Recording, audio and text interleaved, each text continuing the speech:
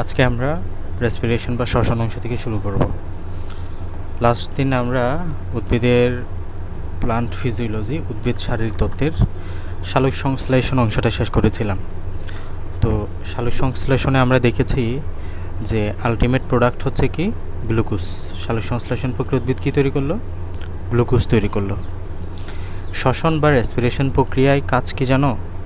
যে গ্লুকোজটা তৈরি করলো সেটার এখন ফাংশন কী? এই গ্লুকোজটাকে উদ্ভিদ রেখে দিবে? নিশ্চয়ই না। এই গ্লুকোজটাকে উদ্ভিদ আরও একটা শারীরতত্ত্ব প্রক্রিয়া বা ফিজিওলজিক্যাল প্রসেসের মধ্যে নিয়ে যাবে, যেই প্রসেসের মাধ্যমে এই গ্লুকোজটাকে ইউজ করে সে তার আলটিমেট যে শক্তি অ্যাটিপি এটা প্রডিউস করবে। তাহলে এই অ্যাটিপি দিয়ে আলটিমেটলি সে তার শারীরবৃত্তীয় যত কাজ আছে সবগুলো সে মেনটেন করবে, তাই না? তো এখন আমরা পড়ব সেটা হচ্ছে আমাদের এখানে বিক্রিয়ক হচ্ছে যে গ্লুকোজ, আলটিমেট প্রোডাক্ট হচ্ছে যে অ্যাটিপি। হ্যাঁ, অ্যাটিপি NADPH2 আলটিমেটলি জৈব মুদ্রা বা বায়োলজিক্যাল কয়েন এটা তৈরি করা, ঠিক আছে? তাহলে আমরা শ্বসন মূলত এই অ্যাটিপি তৈরির প্রক্রিয়াটাই পড়ব। তাহলে দেখো, কার্বোহাইড্রেট হলো শক্তির প্রধান উৎস। স্টার্চ, সুক্রোজ, গ্লুকোজ এই যে স্থির শক্তি জমা থাকে তা একই সাথে সবটুকু মুক্ত হয় না, বরং বিভিন্ন এনজাইম কর্তৃক নিয়ন্ত্রিত কতিপয় পর্যায়ক্রমিক বিক্রিয়ার মাধ্যমে ক্রমান্বয়ে মুক্ত হয়। এসব রাসায়নিক পদার্থের স্থির শক্তির কর্মক্ষম গতিশক্তি হিসেবে মুক্ত করতে কোষে যেসব পর্যায়ক্রমিক জারণ বিজারণ সংঘটিত হয় সামগ্রিকভাবে সব একসাথে শ্বসন নামে পরিচিত।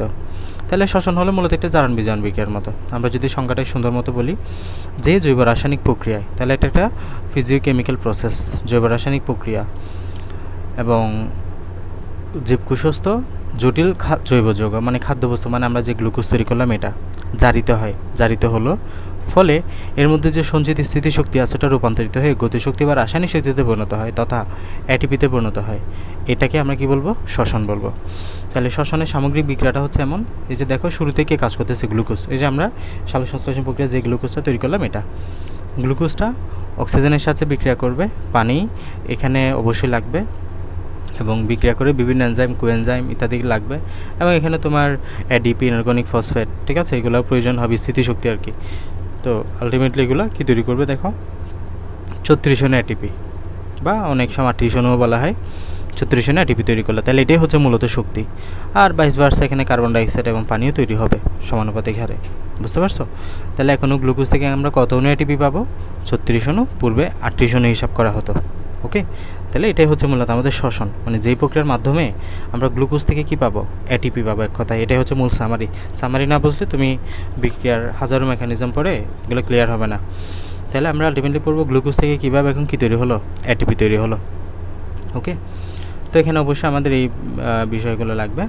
শ্বসন অঙ্গ কোথায়, মানে হয় উদ্ভিদের মনে রাখবা শ্বসনটা রাত দিন 24 ঘন্টা চলে। আমরা তো সালোক সংশ্লেষণটার মধ্যে দুই ভাগে ভাগ করেছি, আলোক নির্ভর অধ্যায়, আলোক নিরপেক্ষ অধ্যায়। তার মানে এটা শুধু দিনে করতে পারবে সালোক সংশ্লেষণটা, পত্ররন্ধ্র খোলা থাকা জরুরি। বাট শ্বসনের মধ্যে তুমি শুধুমাত্র শ্বসনটা কোথায় কখন দেখবা? তোমার রাত দিন 24 ঘন্টা দেখবা। বাট সালোক সংশ্লেষণ শুধু দিনে হয়। কোথায় ঘটবে? কোষীয় সাইটোপ্লাজম এবং মাইটোকন্ড্রিয়া শ্বসনের প্রধান অঙ্গ। তাহলে এটা পরীক্ষা খুব আসে। শ্বসন কোথায় হয়? সাইটোপ্লাজম এবং মাইটোকন্ড্রিয়া এই দুই জায়গাতে হয়। সাইটোপ্লাজমে হয়, মাইটোকন্ড্রিয়াতে হয় শ্বসনটা। এখন শ্বসনিক বস্তু হিসেবে কি, মানে যে সকল বস্তুর সময় জারিত হয় আলটিমেটলি তোমার সরল বস্তু বা ATP তৈরি করবে, এটা হচ্ছে শ্বসনিক বস্তু।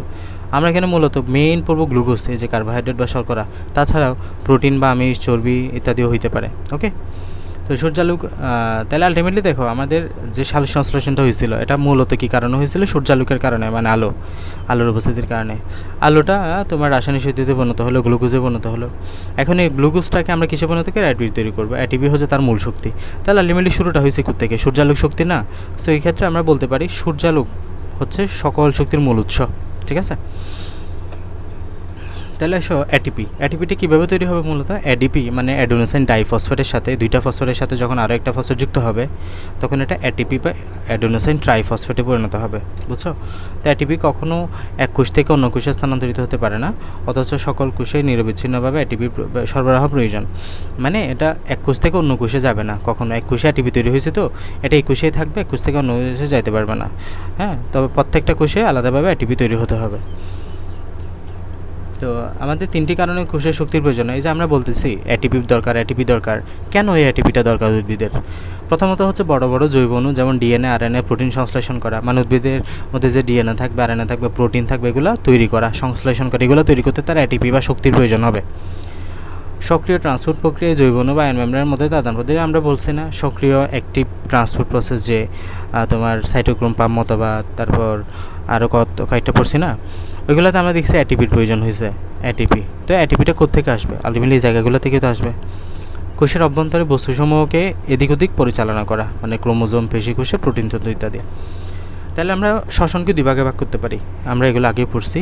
অক্সিজেনের প্রয়োজনীয়তার উপর নির্ভর করে শ্বসন দুই প্রকার, একটা হচ্ছে সবাত শ্বসন বা অ্যারোবিক রেসপিরেশন, একটা হচ্ছে অবাত শ্বসন বা অ্যানারোবিক রেসপিরেশন। তাহলে শ্বসন কয় প্রকার? দুই প্রকার, সবাত এবং অবাত। সবাত শ্বসনে মূলত অক্সিজেনটা প্রয়োজন হয়, অবাত শ্বসন অক্সিজেনের কোনো প্রয়োজন হয় না। আজকে আমরা সবাত শ্বসনটা পড়ব। দেখো, সবাত শ্বসন বা অ্যারোবিক রেসপিরেশন কাকে বলবা? তাহলে এটা একটা শ্বসন প্রক্রিয়া যেখানে মুক্ত অক্সিজেনের প্রয়োজন হবে এবং শ্বসনিক বস্তু সম্পূর্ণভাবে জারিত হয়ে কার্বন ডাইঅক্সাইড, পানি এবং বিপুল পরিমাণে শক্তি মানে এটিপি তৈরি করবে। এটাই হচ্ছে মূলত কি সবাত শ্বসন প্রক্রিয়া। তাহলে বিক্রিয়াটা এখানে দেওয়া আছে, দেখো গ্লুকোজ অক্সিজেনের সাথে বিক্রিয়া করে, পানির সাথে বিক্রিয়া করতেছে, বিভিন্ন এনজাইম, এটিপি এবং এনজাইম প্রসেসে থাকবেই, বিক্রিয়া 36 জন এটিপি তৈরি করতেছে, সাথে পানি এবং কার্বন ডাইঅক্সাইড তৈরি হবে। তাহলে সবাত শ্বসন ভালো মতো বোঝার জন্য আমরা কয়েকটা ধাপে ভাগ করে পড়ব। আমরা প্রথম ধাপ পড়ব গ্লাইকোলাইসিস, এর পরের ধাপ পড়ব যে তোমার অ্যাসিটাল কোয়ের সৃষ্টি, কই গেল, আচ্ছা এই যে এরপরের ধাপ হচ্ছে পাইরুভিক অ্যাসিড অক্সিডেশন, এরপরে হচ্ছে তোমার ক্র্যাবস চক্র, এরপরে হচ্ছে তোমার ইলেকট্রন ট্রান্সপোর্ট চেইন। ঠিক আছে, এই 4টা ধাপ আমরা মূলত পড়ব। তো এখানে আমাদের মোটামুটি গ্লাইকোলাইসিসটা বেশি গুরুত্বপূর্ণ, প্রথম ধাপ গ্লাইকোলাইসিস। হ্যাঁ, তো গ্লাইকোলাইসিস আমার প্রত্যেকটা কথা খুব মনোযোগ দিয়ে শুনিও। প্রথম কথা, এই গ্লাইকোলাইসিস কোথায় হবে? গ্লাইকোলাইসিস হবে কোষের সাইটোপ্লাজমে, পরীক্ষা আসবে। গ্লাইকোলাইসিস কোথায় হয়?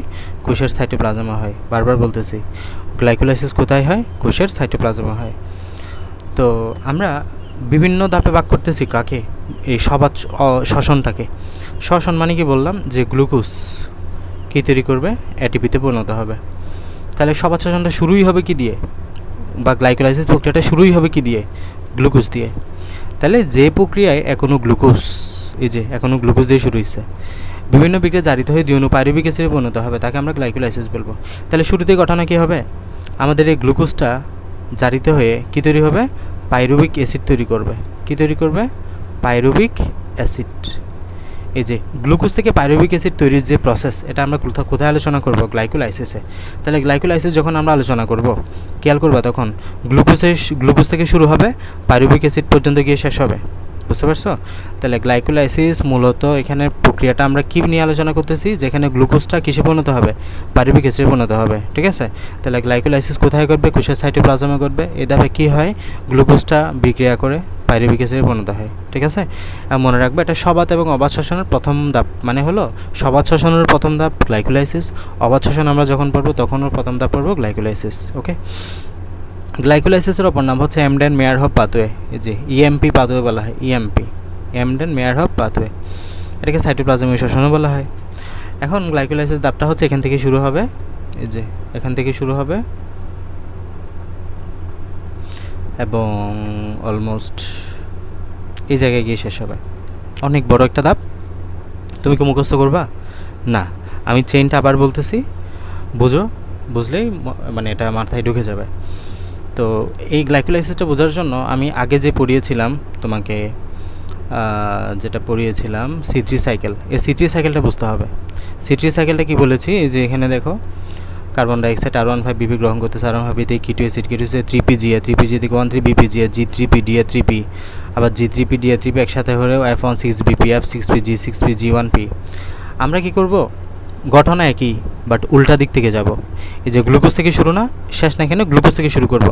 জি থেকে G1P বা G6P তৈরি হবে, G6P থেকে F6P, F6P থেকে F16BP, F16BP থেকে দুইটা প্রোডাক্ট পাবো, G3P, DA3P, দেন G3P থেকে 13BPGI, তারপর 3PGI। এভাবে করে দেখবো যে উল্টা দিকে গেছি, ঘটনা এতটুকুই। হ্যাঁ, একটু বুঝলে, এটা যদি ভালো বুঝো ওইটা মাথায় একদম সহজে ঢুকে যাবে। তাহলে আমাদের কাজ হলো এখন গ্লাইকোলাইসিসটা বোঝা।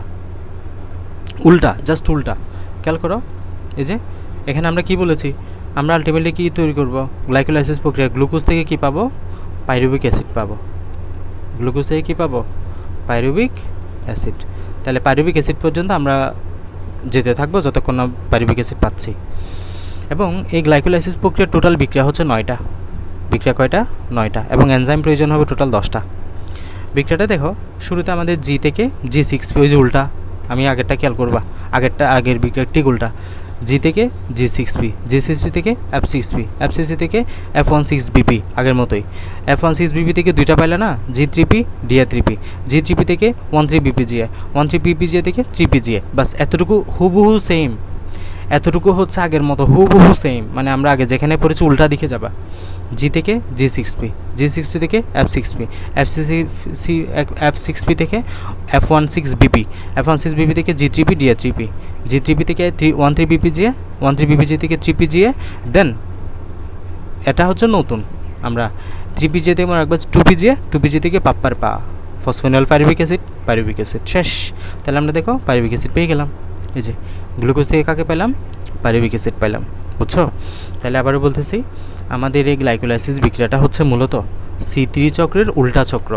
C3 চক্রে যা যা হয়েছে গ্লুকোজ তৈরি করার জন্য, এখানে উল্টা দিকে যাবে জাস্ট বিক্রিয়াটা। তাহলে এখানে আমাদের এটা মানবদেহে সেমভাবে হয়, আমাদের বডিতেও এটা সেমভাবে হচ্ছে গ্লাইকোলাইসিস। এটা আমাদের মেডিকেলেও পড়ানো হয় বায়োকেমিস্ট্রিতে।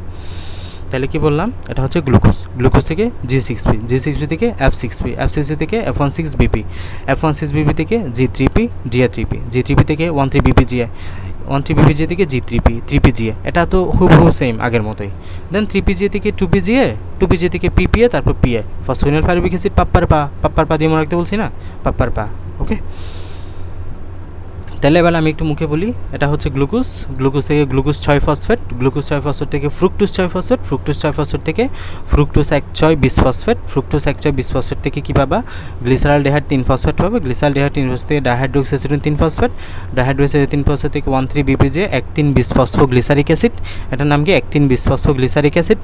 আর 3PGA থেকে হচ্ছে 2PGA, মানে 3 ফসফোগ্লিসারিক অ্যাসিড থেকে 2 ফসফোগ্লিসারিক অ্যাসিড, দেন ফসফেনল পাইরুভিক অ্যাসিড, দেন পাইরুভিক অ্যাসিড। তাহলে কী পাইলা, এই যে শুরু হইলো গ্লুকোজ দিয়ে, শেষ হলো পাইরুভিক অ্যাসিড দিয়ে। আমরা গ্লাইকোলাইসিসে পড়ছি কি, glucose convert to the pyruvic acid, এটাই হচ্ছে গ্লাইকোলাইসিস। ওকে, এখন আসো কোন জায়গায় কোন এনজাইমটা কাজে লাগবে। এখন এনজাইম টোটাল 10টা মুখস্থ করতেই হবে, কিছু করার নেই। এখন একটু মনে রাখলে, মানে একটু বুঝলে এনজাইমগুলো মনে রাখাটা সহজ। দেখো, এটিপি থেকে কী তৈরি হচ্ছে, এডিপি। আমি একটা কথা বলছিলাম, যেখানে এটিপি থেকে এডিপি তৈরি হবে সেখানে দেখবে যে কাইনেস বা ফসফেট যুক্ত হচ্ছে, ওখানে দেখবে যে কাইনেস। তো দেখো, এটা ছিল গ্লুকোজ, তৈরি হলো গ্লুকোজ 6 ফসফেট, তাহলে একটা এখানে তোমার ফসফেট যুক্ত হবে না নতুন করে, তাহলে একটা ফসফেট যুক্ত হলে যে ট্রাই ফসফেট থেকে ডাইফসফেট 20 বা 2টা ফসফেট, তাহলে একটা ফসফেট উন্মুক্ত হয়ে গেলো, একটা ফসফেট এখানে যুক্ত হয়ে G1 ফসফেট, G6 ফসফেট তৈরি হলো, মানে 6 নাম্বার কার্বনে একটা ফসফেট যুক্ত আছে, ঠিক আছে। G16 মানে কি, গ্লুকোজ 6 ফসফেট, মানে 6 নাম্বার কারণে একটা ফসফেট যুক্ত আছে। এখন যেখানে ফসফেট যুক্ত হবে বা মুক্ত হবে, মনে রাখবা অলওয়েজ কাইনেস এনজাইমটা কাজ করে এখানে। যেখানে ফসফেট যুক্ত বা মুক্ত হবে এখানে কাইনেস, যেখানে গ্লুকোজের সাথে যুক্ত হবে তাই গ্লুকোকাইনেস। হ্যাঁ, একটু মানে বুঝে পড়লে কিন্তু মনে এগুলো এমনি মনে থাকে, যেহেতু গ্লুকোজের সাথে তাই গ্লুকোকাইনেস। এখানে দেখো G6P এবং F6P, glucose 6 phosphate, fructose 6 phosphate, এগুলো পরস্পর আইসোমার। হ্যাঁ, আইসোমার, এগুলো জৈব যৌগিকতা আমরা পড়বো আইসোমার। এখানে আইসোমারেস এনজাইম। আবার এখানে দেখো আমাদের কি তৈরি হবে, ফ্রুক্টোজ 6 ফসফেট থেকে ফ্রুক্টোজ 120 ফসফেট, 120 মানে হলো 2টা ফসফেট, কিন্তু এখানে ছিল একটা ফসফেট, তার মানে আরও একটা ফসফেট আসছে। কোথেকে আসছে, যে ATP convert to the ATP. আমি বললাম যেখানে এটিপি এটিপিতে কনভার্ট হবে এখানে কাইনেস আসবে। এখানে কোন কাইনেস, এই যে ফসফোফ্রুক্টোকাইনেস, ঠিক আছে। যেহেতু ফ্রুক্টোজ কাজ করতেছে তাই ফসফোফ্রুক্টোকাইনেস, বুঝছো। এরপরে F16BP থেকে G3P DA3P, এটা তো আমরা তখনই বলছিলাম এখানে অ্যালডোলেস কাজ করে, আর এর আবার পরস্পর আইসোমারেস। ওকে, আবার এটা কি বললাম, G3P, তাহলে এটার নাম কি, গ্লিসারলডিহাইড 3 ফসফেট, বাট এখানে 13BPGA, মানে 1,3-20 ফসফোগ্লিসারিক অ্যাসিড। তাহলে এখানে ছিল একটা ফসফেট, বাট এখানে 2টা ফসফেট চলে আসছে না, তার মানে আর একটা ফসফেট কোথেকে আসছে, যেখানে বিক্রিয়ার মাধ্যমে আসছে, ইনঅর্গানিক ফসফেট থেকে আসছে। তাহলে এখানে মনে রাখবা ফসফোগ্লিসারলডিহাইড, এই যে এখানে কী পাচ্ছ, ফসফোগ্লিসারলডিহাইড না, 1,3-20 ফসফোগ্লিসারলডিহাইড না, সো 20 ওই যে ফসফোগ্লিসারলডিহাইড ডিহাইড্রোজিনেজ, ঠিক আছে, এভাবে মনে রাখা যায়। এরপর এটা কি ফসফোগ্লিসারিক অ্যাসিড। তাহলে ফসফোগ্লিসারিক অ্যাসিড কাইনেস, কারণ দেখো 1,3 বিপিজিআই থেকে 3 পিজিআই, মানে এখানে ছিল দুইটা ফসফেট, এখানে একটা ফসফেট, তার মানে আরেকটা ফসফেট কই যাচ্ছে, ওই যে এটিপিতে ঢুকে যাচ্ছে, এখানে এটিপি থেকে এটিপিতে পরিণত হয়ে যাচ্ছে, বুঝছো? তাহলে একটা ফসফেট খেয়ে যাবে, যে খাবে কাইনেস মানে এটিপি। এখানে যদি কম বেশি হয়, ফসফেট যদি কম বেশি হয়, তাহলে মনে রাখবো অবশ্যই কাইনেস আসবে। এটিপি থেকে এটিপি হোক বা এটিপি থেকে এটিপি হোক, যেটাই হোক অলওয়েজ কাইনেস আসবে এখানে। তাহলে এখানে ফসফোগ্লিসারিক অ্যাসিড কেন? কারণ ফসফোগ্লিসারিক অ্যাসিড খাচ্ছে এটা, ফসফোগ্লিসারিক অ্যাসিড কাইনেস। এরপরে এটা হচ্ছে কি 3PGA থেকে 2PGA, এটা হচ্ছে ফসফোগ্লিসারোমিউটেস, এই যে নামের সাথে অনেকটা মিল পাবা। আর 2PGA থেকে PPA ইনলেস, আর এটা তো পাইরুভিক অ্যাসিড কাইনেস, ঠিক আছে? এখানেও সেম কাইনেস কেন? কারণ এডিপি কনভার্ট হতে এটিপি থেকে এডিপি কনভার্ট হলে কাইনেস পাবা, আর পাইরুভিক অ্যাসিড যেহেতু, তা পাইরুভিক অ্যাসিড কাইনেস। ওকে, এভাবে করে পুরো বিক্রিয়াটা এমনিই মনে রাখা যায়। তাহলে আবারও বলছি, শুরুতে জি থেকে G6P, F6 থেকে F16BP, এখান থেকে দুইটা G3P, G3P থেকে F16BP, দেন 3PGA থেকে 2PGA থেকে PPA, পাপ্পার পা।